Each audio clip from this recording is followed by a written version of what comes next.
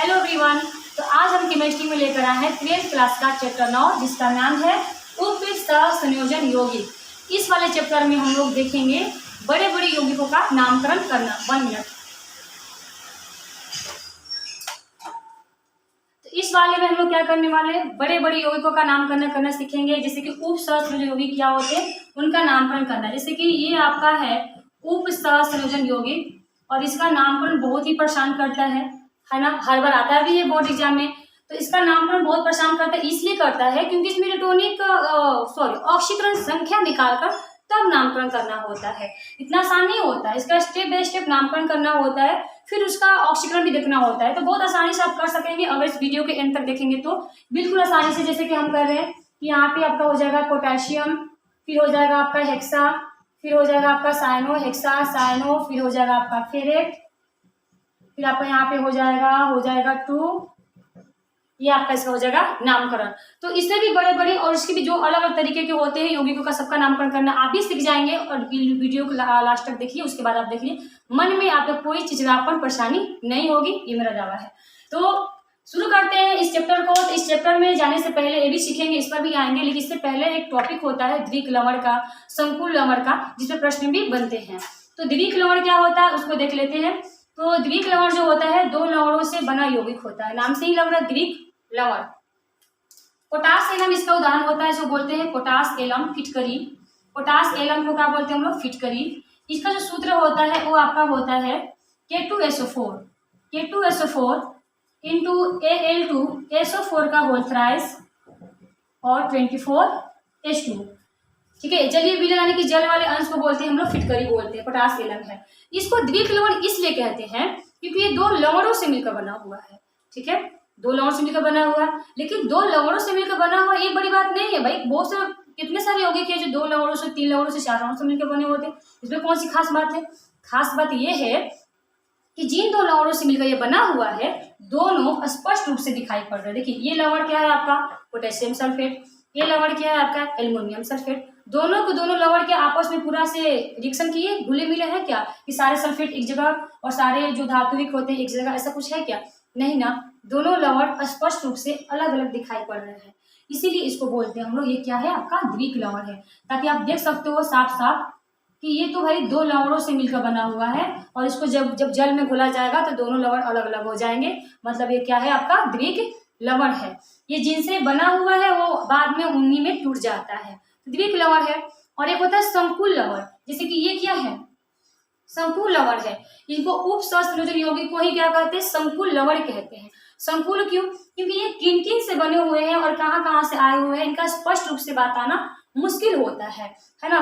स्पष्ट रूप से बताना मुश्किल होता है। ये आपस में जुड़ के एक लास्ट बार रिजल्ट दिए हैं कि लो भाई ऐसा सूत्र है और इसको याद कर लो, इसका नाम potassium hexacyanoferrate third है। अभी थर्ड 4 क्या है, सेकंड 4 इस वही तो इसका ऑक्सीकरण के द्वारा नामकरण किया जाता है, तभी तो परेशानी के कारण है। तो अब हम लोग जो है ऐसे यौगिकों का परिचय करेंगे, परिचय करने के बाद इसका नामकरण करना सीखेंगे। तो चलते अपने टॉपिक पे। द्विक लवण समझ में आ गया होगा, दो लवणों से बने यौगिक को बोलते हैं द्विक लवण और इनको जलीय विलयन करने पे ये दो अपने जो अवयव थे उसमें टूट जाते हैं। ठीक है, ये हो गया आपका द्विक लवण। अब हम लोग आते हैं जो हमारा मेन टॉपिक है उपसंयोजन यौगिक। तो पहले हम उपसंयोजन यौगिक बनाते हैं और परिचय कराते हैं कि उस यौगिक में किसको क्या कहा जाता है। तो जैसे मान लीजिए ये हमारा है कुछ यौगिक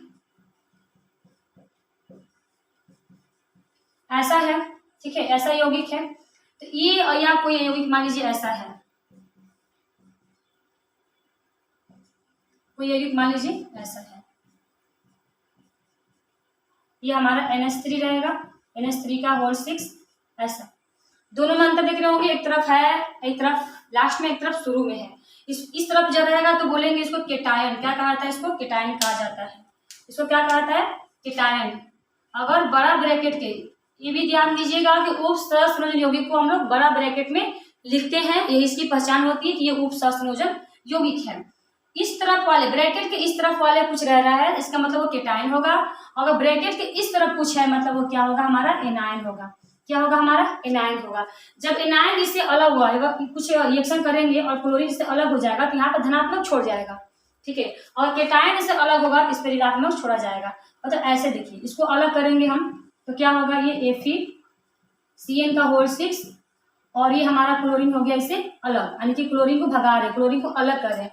तो ये अपना इतना इलेक्ट्रॉन छोड़ के चला जाएगा, जहाँ एनायन था इस पर धनात्मक चार्ज छोड़ के चला जाएगा। और चूंकि ये केटायन है, प्लस वाला को बोलते हैं केटायन, अगर ये इससे अलग होगा, ये अलग होगा मतलब क्या रहेगा, Fe रहेगा, CN6 रहेगा, और इस पे चार्ज क्या रह जाएगा, चूंकि 4 पोटेशियम इससे अलग हो रहा है, इस पे आपका 4 ऋणात्मक का आयन छोड़ जाएगा, चला जाएगा, ठीक है, क्योंकि ये केटायन प्लस से जुड़ा हुआ था, वही आयन प्लस से जुड़ा हुआ था। तो इस अवस्था को बोलते हैं एंटाइटी अवस्था, ठीक है। कभी कभी आता भी है जो कॉम्प्लेक्स यौगिक होते हैं, इसको कॉम्प्लेक्स भी कहते हैं। तो उप सहसंयोजन जो यौगिक होते हैं उनका केटायन एंटाइटी भी कहते हैं, क्या कहते हैं, इनको एंटाइटी भी बोलते हैं, केटायन बोलते हैं। इस अवस्था को बोलते हैं एंटाइटी, क्या बोलते हैं, एंटाइटी, एंटाइटी बोलिए या इसको बोलिए एनायन है, एंटाइटी, कॉम्प्लेक्स एंटाइटी कहते हैं, क्या बोलते हैं, कॉम्प्लेक्स एंटाइटी। एंटाइटी समझ में आ गया क्या होता है, एंटाइटी क्या होता है, आपका एनायन केटायन जब अलग होते हैं तो उसमें जो चार्ज छोड़ के चले जाते हैं इस वाले रूप को, ये आपका जो रूप दिख रहा होगा वो आपका कॉम्प्लेक्स एंटाइटी कहलाएगा। कॉम्प्लेक्स बोले तो उप सहसंयोजन यौगिक, अब इतना लंबा नाम बोलने में थोड़ा दिक्कत हो रही है ना, उप सहसंयोजन यौगिक, तो टोटली बात है, कॉम्प्लेक्स भी बोलेंगे कोई दिक्कत नहीं है। तो क्या बोलेंगे, ये हमारा कॉम्प्लेक्स एंटाइटी है, क्या है, कॉम्प्लेक्स एंटाइटी है, ये भी हमारा क्या है, कॉम्प्लेक्स एंटाइटी है। ये ऐसा प्लस वाला कब आता है, जब आपका एनायन अलग गया होता है ना, जब इस एनायन वाले को अलग करेंगे, इधर भी देखिए या तो केटायन रहेगा या तो एनायन रहेगा, जैसे इस वाले में एनायन है और इस वाले में क्या है, केटायन है।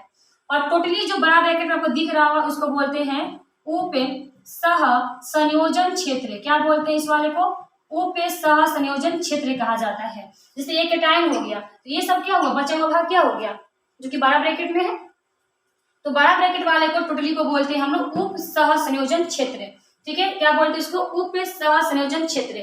और ब्रैकेट के इधर वाले को क्या बोलेंगे, केटायन, और ब्रैकेट के इधर वाले को क्या बोलेंगे, एनायन। समझ में आ गया, ये हमारा एनायन है, ये हमारा उप सहसंयोजक क्षेत्र है, और ये हमारा केटायन है। तो ये आपका या तो एनायन के साथ हो सकता है या तो केटायन के साथ हो सकता है। एनायन अगर इससे अलग जाएगा तो प्लस का चार्ज छोड़ देगा, ठीक है, अगर केटायन इससे अलग जाएगा तो माइनस का चार्ज छोड़ देगा। कितने थे, 4 थे, 4 माइनस लग जाएगा। कितना था ये एनायन, 3 था, 3 का प्लस लगा देगा। समझ में आ गया होगा, इसको बोलते हैं एंटाइटी। और आपका उप सहसंयोजन समझ में आ गया होगा, ठीक है। बड़े ब्रैकेट में जो होते हैं ना केटायन एनायन के बाद वाले, जैसे केटायन के बाद वाला है, एनायन के पहले वाला है, उसको बोलते हैं उप सहसंयोजन क्षेत्र। तो समझ में आ गया होगा उप सहसंयोजन क्षेत्र। अब इसके अंदर और भी देखते हैं कि और क्या क्या है। तो ये समझ में आ गया केटायन, ये हमारा एनायन, और ये रहा हमारा उप सहसंयोजन क्षेत्र। तो उप सहसंयोजन क्षेत्र में भी और कुछ दिख रहे होंगे, दिख रहे हैं ना। तो ये जो आपको छोटा ब्रैकेट में दिख रहा है, छोटा ब्रैकेट में क्या दिख रहा होगा, छोटा ब्रैकेट में दिख रहा है CN6 दिख रहा होगा। तो नाम नहीं पूछ रहे हैं कि हाँ भाई CN है तो साइनाइड है, या NH3 है तो एमिनो है, ऐसा कुछ नहीं। देखिए जो ब्रैकेट में लगा होता है ना उसको हम लोग बोलते हैं लिगैंड, क्या बोलते हैं इसको हम लोग, लिगैंड कहते हैं। क्या बोलते हैं इसको हम लोग, लिगैंड कहते हैं। जो ब्रैकेट में दिख रहा होगा उसको क्या बोलते हैं, लिगैंड। और जो ब्रैकेट के बगल में आपको धातु दिख रहा होगा ना, ये D ब्लॉक के तत्व होते हैं। यहाँ पे आपका प्लेटिनम हो सकता है, धातु हो सकता है, निकेल हो सकता है, कॉपर हो सकता है, कोबाल्ट हो सकता है, प्लेटिनम, यानी कि D ब्लॉक के तत्व जो होते हैं, धातु होते हैं, वो यहाँ हो सकते हैं। तो ये आपका जिसको बोलते हैं केंद्रीय परमाणु, क्या बोलते हैं इसको हम लोग, केंद्रीय परमाणु, क्या बोलते हैं इसको हम लोग, केंद्रीय परमाणु बोलते हैं। तो ये Fe जो आपका दिख रहा है, Fe हमारा क्या है, ये हमारा है केंद्रीय परमाणु। ये हमारा Fe क्या हो गया, केंद्रीय परमाणु बोलिए या केंद्रीय धातु बोलिए ना, केंद्रीय धातु, धातु तो है ही, केंद्रीय परमाणु। और ये हमारे इस भाग का बोलते हैं लिगैंड, और इस वाले क्या बोलते हैं एनायन, और इधर वाले क्या बोलते हैं केटायन। और टोटली जो ग्रुप बनाए हैं ना, जो क्या बोलते हैं उप सहसंयोजन क्षेत्र। और जब आयन अवस्था में होते हैं तो क्या बोलते हैं इंटाइटी। जब आयन अवस्था में होते हैं तो क्या बोलते हैं बताइए, इंटाइटी। क्या बोलते हैं, इंटाइटी, इंटाइटी, ई भी होता है ना, इंटाइटी, क्या बोलते हैं, इंटाइटी। समझ में आ गया होगा। एनायन वाले अवस्था को बोलते हैं इंटाइटी। जब आपसे केटायन दूर जाएगा, केटायन का मतलब इस साइड वाला दूर जाएगा तो माइनस का चार्ज लग जाएगा। जब आपका एनायन दूर जाएगा तो धनात्मक का चार्ज लग जाएगा। लेकिन क्या कहेंगे इसको, कॉम्प्लेक्स इंटाइटी कहेंगे, कॉम्प्लेक्स इंटाइटी कहेंगे ना, आयन रूप कहेंगे उसको। जो आपका उप सहसंयोजन क्षेत्र होता है, ये तो हो गया एनायन, इधर का हो गया केटायन। जो बड़ा ब्रैकेट में होता है उसको बोलते हैं उप सहसंयोजन क्षेत्र। अब इस क्षेत्र में कौन कौन होते हैं, इस क्षेत्र में 2 लोग होते हैं, एक लिगैंड और एक आपका केंद्रीय परमाणु। केंद्रीय परमाणु क्या होता है, आपका मेन धातु होता है जो इलेक्ट्रॉन से अपने आसपास लिगैंड को घेर रहता है।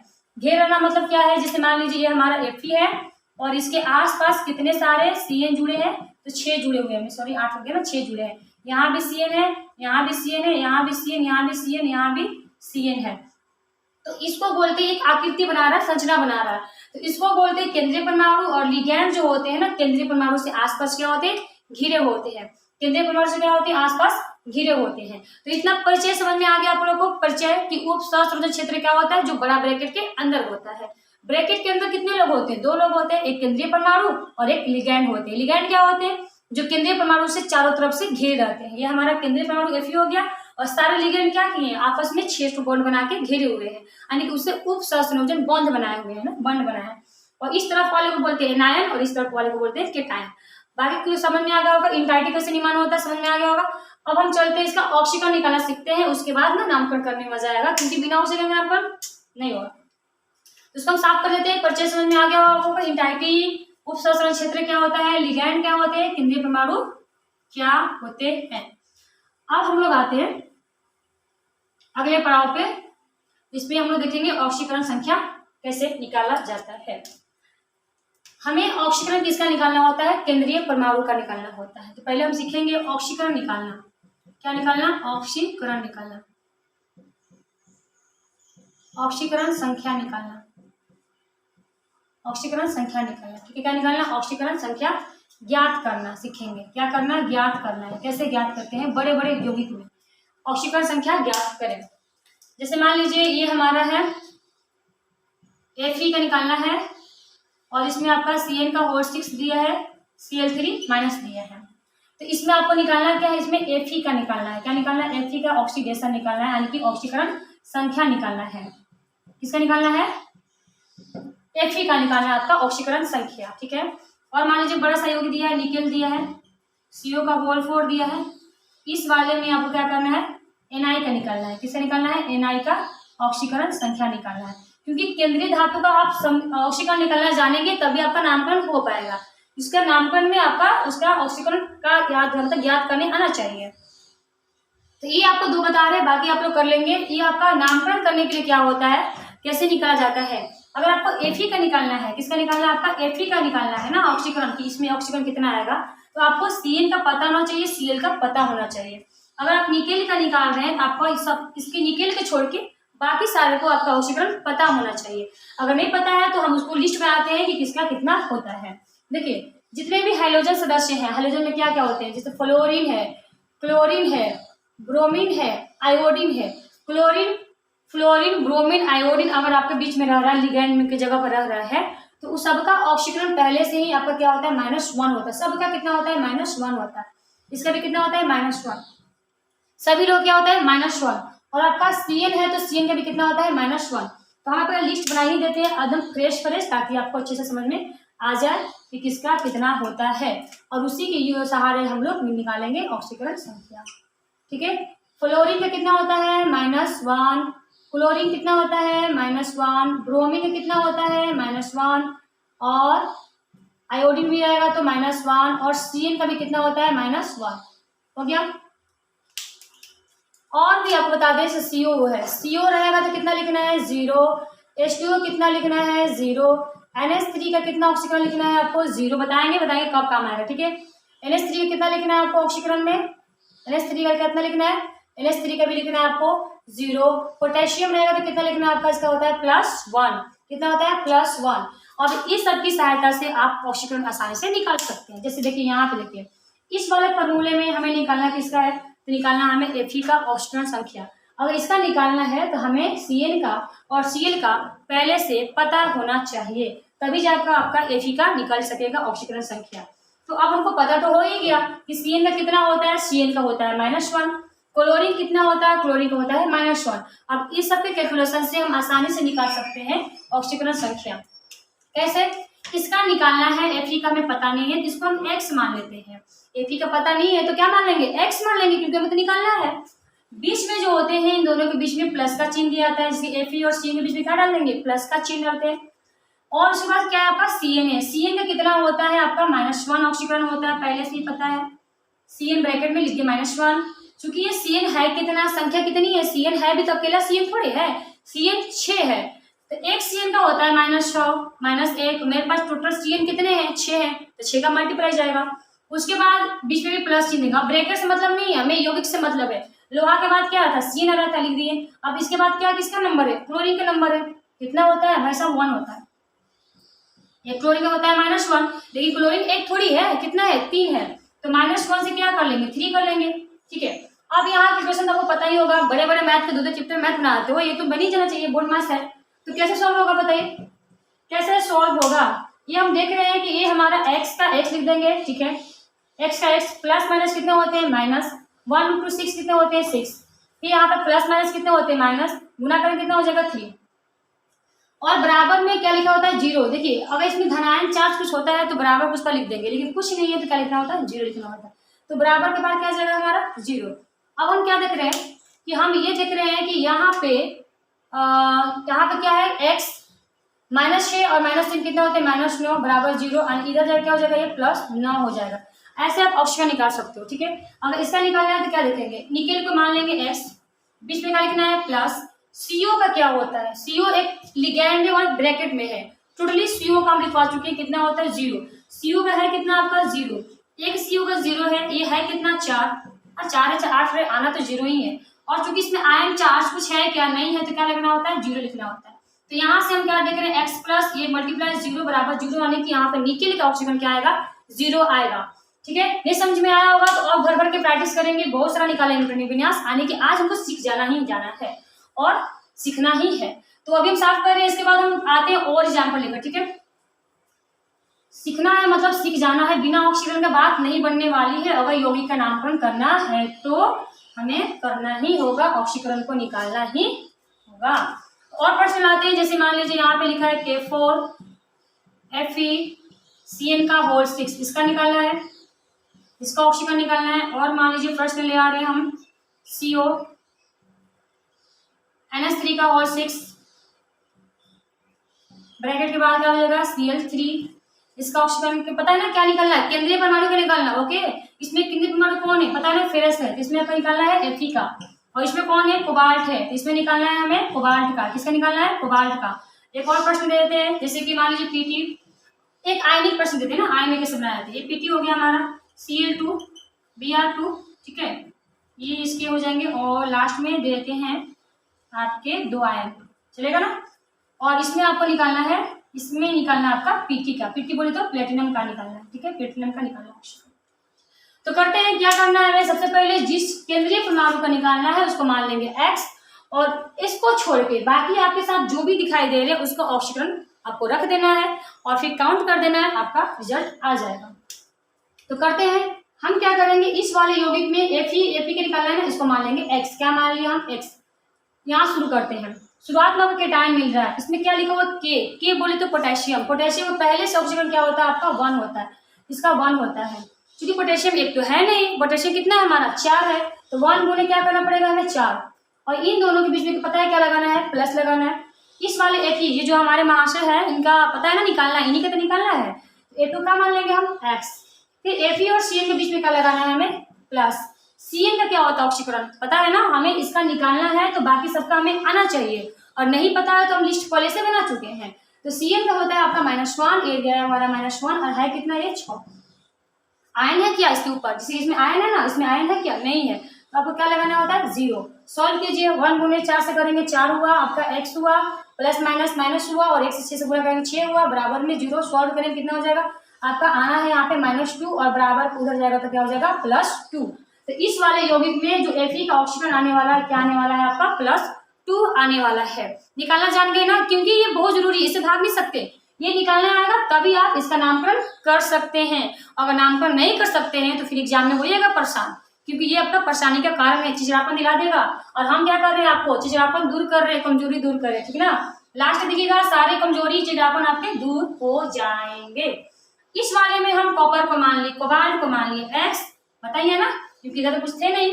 कोबाल्ट को मान लिए x, और कोबाल्ट और अमोनिया के बीच में क्या चीज लगाना है हमें, तो इन दोनों के बीच में लगाना है प्लस का चिन्ह। ठीक है, तो ये हमारा x मान लिए कोबाल्ट को, ठीक है, और कोबाल्ट और अमोनिया के बीच में क्या लगाना है हमें, प्लस। टोटल अमोनिया जो NH3 ग्रुप है, इसका कितना होता है, ऑक्सीकरण होता है 0। कितना होता है, 0। देखिए, जो हाइड्रोजन सदस्य के आपके 4 है ना, फ्लोरीन, क्लोरीन, ब्रोमीन, आयोडीन, उन सब का होता है -1, CN का भी होता है -1। उसको छोड़ के जो भी आपको मिलेंगे CO, H2O, NH3 उसका लिख देना है 0।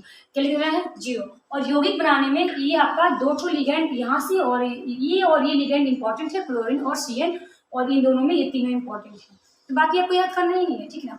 तो ये कोबाल्ट का X मान लिए, कोबाल्ट अमोनिया के बीच में प्लस डाल दिए, अमोनिया का कितना होता है 0 डाल दिए। ये अमोनिया अकेला नहीं है, कितना है 6 है, तो गुना 6 कर लिए। इन दोनों के बीच में भी कोई है तो प्लस लगा दिए। Cl का एक कितना होता है -1 होता है कितना 3। आयन कुछ नहीं रहा है तो 0 लगा देंगे, बस हो गया। क्या किए, कुछ तो नहीं किए, जो भी आपका यहाँ दिया था उसको हम एक ऑक्सीकरण के रूप में सजा लिए हैं। अब हमारा आगे क्या करें, सॉल्व करना ही तो है, कर लेते हैं सॉल्व। क्या है x है, x है ना, क्या है आपका x है, और पता ही होगा x हो गया, ये आपका 0 का मल्टीप्लाई 0 हो गया, और माइनस में 1 में 3 से गुना करेंगे क्या हो जाएगा आपका -3 हो जाएगा, बराबर कुछ पर जाएगा, बॉर्डर पर जाएगा क्या हो जाएगा +3 हो जाएगा। बस इसका ऑक्सीजन क्या आ जाएगा, इसका ऑक्सीजन आ जाएगा आपका कोबाल्ट का +3, कोबाल्ट का क्या आ जाएगा +3 ऑक्सीजन आ जाएगा। सॉल्व करने तो आपको आता ही है, सॉल्व कर लीजिएगा। प्लेटिनम कैसे होता है देखिए, प्लेटिनम में मान लिया Pt को x, वही क्रम करना है, फिर दोनों के बीच में है प्लस। Cl2 एक क्लोरीन कितना होता है -1 है, कितना 2 है, कितना 2, क्लोरीन के हिसाब खत्म। अब क्लोरीन ब्रोमीन के बीच में क्या लगा देंगे प्लस। ब्रोमीन कितना होता है -1, कितना है ये 2, बराबर के उस पर 0 नहीं लिख सकते, क्यों, क्योंकि ये पहले से आयन में है। कितने आयन इसके हैं -2 आयन है, तो बराबर के उस पर क्या लिखेंगे -2। अगर ये प्लस में होते तो लिखते +2, क्या लिखते +2। ये आयन एक होंगे, अगर एक माइनस में है तो -1 लिखेंगे, अगर 2 माइनस में है तो -2 लिखेंगे। अगर यहाँ प्लस होता तो +1 लिखते, अगर प्लस डबल होता तो +2 लिखते। ये आयन ऑक्सीकरण में हेल्प करते हैं, ये बताते हैं कि आपने कितने जो है आपके केटायन छोड़कर गए हैं, उसको भी काउंट करना होता है। तो यहाँ से शायद नीचे दिखाई नहीं पड़ेगा ना, तो यहाँ हम सॉल्व कर देते हैं इसको। सॉल्व किया आपको तो आता ही होगा ना सॉल्व करने। तो यहाँ पे हम देख रहे हैं कि x हो गया, ये गुना कर दिया, कितना हो गया -2 हो गया, यानी कि x -2 हो गया, कितना हो गया -2 हो गया, प्लस -2 हो गया, यानी कि -2 यहाँ भी हो गया, बराबर में क्या है -2। ये x -2 कितना हो गया -4 हो गया। सही है, दिखाई नहीं पड़ रहा होगा मेरे ख्याल से, ये भी कट गया होगा। यहाँ देखिए x क्या हो गया -2, यहाँ कितना हो गया प्लस माइनस और 2 से गुना किए तो -2, बराबर क्या हो गया आपका -2। x -2 कितना होता है, बोर्ड मार्क्स के अनुसार -4 होता है, ये -4 हो गया, बराबर -2। x बराबर क्या होगा -2 पहले से ही था, और ये जाएगा तो +4 मिला जुला कितना आ जाएगा आपका 2 ऑक्सीकरण आ जाएगा। पिट्टी का आपका ऑक्सीजन कितना आ गया 2 आ गया। तो ऑक्सीकरण निकालने आया कि नहीं पहले बताइए, ऑक्सीकरण निकालने आ गया तभी आप यौगिक का नामकरण कर सकते हैं, और अन्यथा आप नामकरण से वंचित हो जाएंगे, आपको नहीं आएगा। तो ऑक्सीकरण निकालना बहुत ईजी है। ऑक्सीकरण के लिए आपको जो सततता जो सहायता सारणी है ना, सहायता सारणी है वो भी लिख दिए हैं, आपकी इससे बहुत बड़ी सहायता मिल जाएगी। किस तरह से निकालनी आप सीख गए हैं। तो अब आते हैं अपना जो मेन टॉपिक मकसद है ऑक्सीकरण का, उपसंयोजन का नामकरण करना, आप उस पर आते हैं, ठीक है, उस पर आते हैं उपसंयोजन का नामकरण करना, ठीक है। सीख गए आप लोग, बता दें इसके लिए आप लोग प्रैक्टिस कर सकते हैं आप लोग, और नामकरण में करना ही है तो नामकरण नहीं करना चाहिए। तो साफ कर देते हैं, और हम लोग करते हैं उपसंयोजन यौगिकों का नाम निशान नामकरण। देखते हैं कौन सा यौगिक का क्या क्या नाम दिया गया है। ये टेबल छोड़ देते हैं क्योंकि उसके नामकरण में भी काम आएगा, तो टेबल से मदद मिल जाएगी। जैसे मान लीजिए मेरे सामने एक यानी कि क्या एक सूत्र है K4Fe का होल 6, इसका नामकरण करना है। और दूसरा आपका दूसरा एक और लेते हैं CO NH3 का होल 6 Cl3। 2 टाइप के लिए, और भी बहुत टाइप के होते हैं, लेकिन अभी हम 2 टाइप के लिए, एक केटायन है और एक एनायन है, इसलिए लिए हैं, इन दोनों को चूज किए हैं। यहाँ पे जो आपको दिख रहा होगा इसका नामकरण हम शुरू कहाँ से करेंगे उसका हम स्टेप बता रहे हैं। देखिए शुरू आपको करना है लिगैंड से, पता है ना, ये आपका लिगैंड होता है, शुरू आपको करना है लिगैंड से। लेकिन जब आपका केटायन होता है तो पहले आप केटायन का नामकरण कीजिए। अगर केटायन है तो पहले केटायन का नामकरण कीजिए, केटायन नहीं है तब आप लिगैंड से नामकरण करना शुरू करेंगे। ये आपको बात ध्यान में देनी है। अगर केटायन समूह रहेगा तो वैल्यू, अरे सबसे पहले इज्जत जो मिलनी चाहिए वो हमें केटायन को मिलनी चाहिए। अगर आपके पास केटायन नहीं है तो आप लिगैंड को अपना जो है इज्जत दे सकते हैं, उसको प्राथमिकता दे सकते हैं। लेकिन यहाँ पे जब तक केटायन है तब तक आप लिगैंड को प्राथमिकता नहीं दे सकते हैं। अभी इजेक्ट देना है आपको सिर्फ और सिर्फ केटायन को देना है। केटायन के बाद केटायन का नामकरण कर लेना है। पहले स्टेप में किसका करना है, केटायन का नामकरण कर लेना है, ठीक है। उसके बाद सेकेंड स्टेप में आपको आना है छोटा वाला ब्रैकेट। लिगेंड आपका छोटे ब्रैकेट में भी हो सकते हैं, कोई बाहर भी हो सकते हैं, ठीक है, आगे बताएंगे।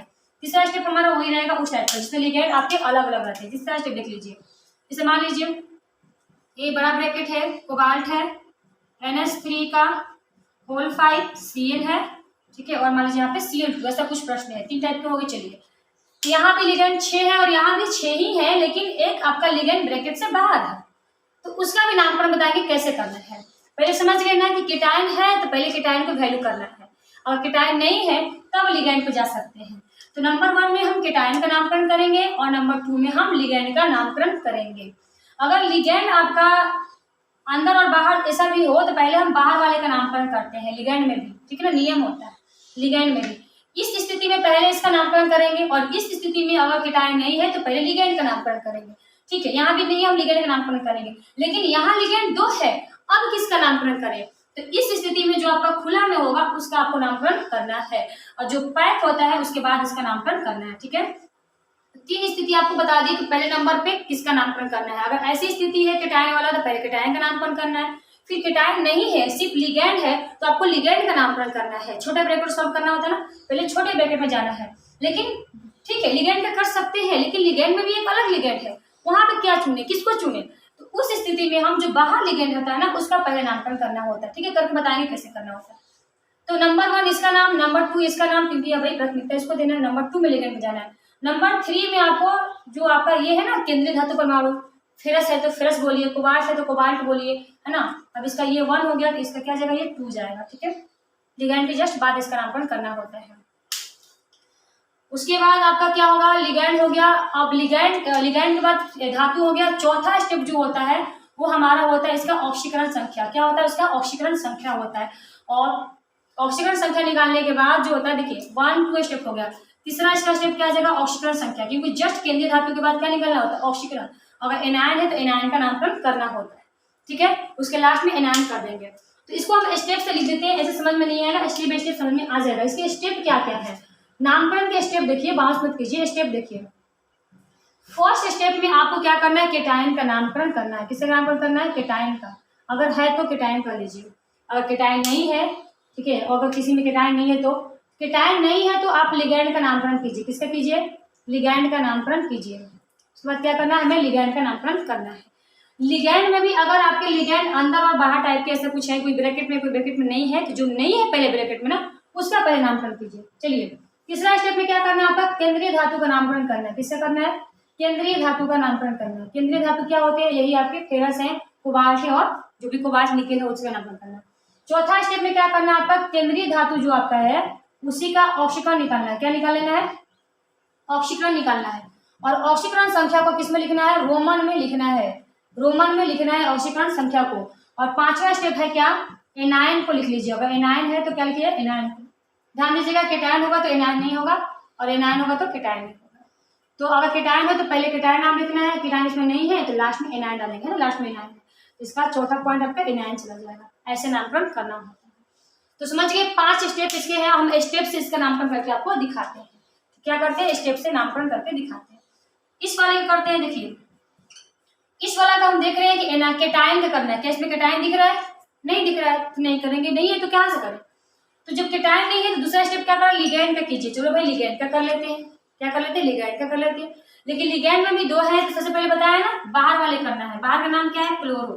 तो पहले आप किसका नाम करोगे, क्लोरो का करोगे।